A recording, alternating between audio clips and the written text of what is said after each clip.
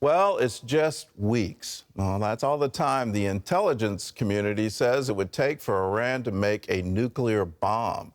The Islamic regime has already unveiled new long-range missiles that it claims can reach Israel. The Biden administration says the window is closing to reach a deal with Iran, and it's making risky concessions to get that deal done. Chris Mitchell reports from Jerusalem. One senator called the latest estimate on Iran's timeline for a nuclear weapon sobering and shocking. The White House argues it increases the urgency for the nuclear talks in Vienna. Our talks with Iran have reached an urgent point on mutual return to full implementation of the JCPOA.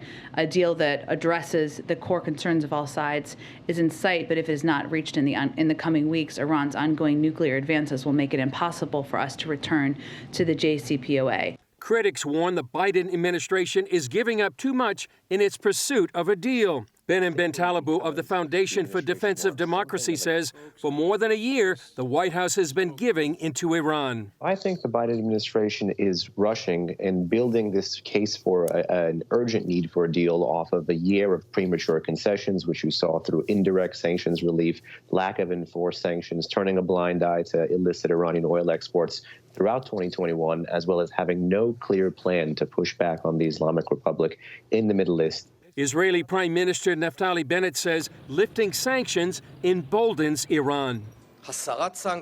Lifting of sanctions and flooding this regime with billions of dollars means more rockets, more UAVs, more terror squads, more cyber attacks, more of everything.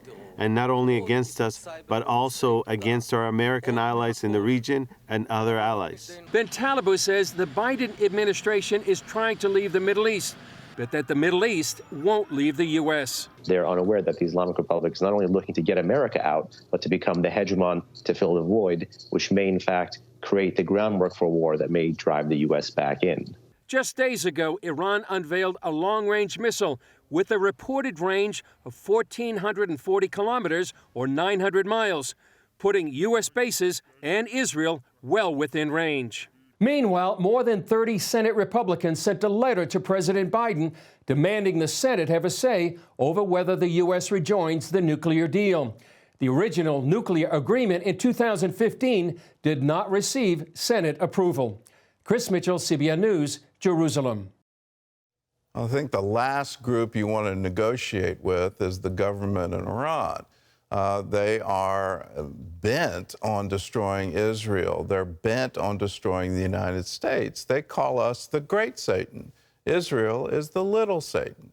Why in the world would you ever go to a negotiating table with that group? It just makes no sense to me.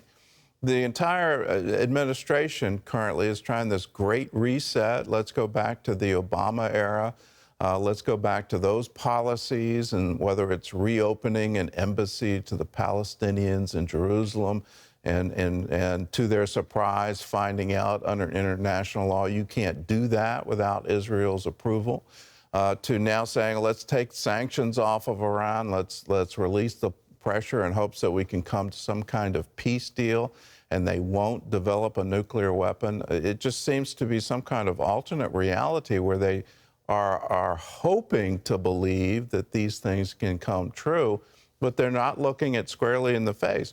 Iran's a major sponsor, the major sponsor of terrorism in the region. They are funding Hezbollah. They are funding Hamas. They are delivering drones and missiles to Hamas.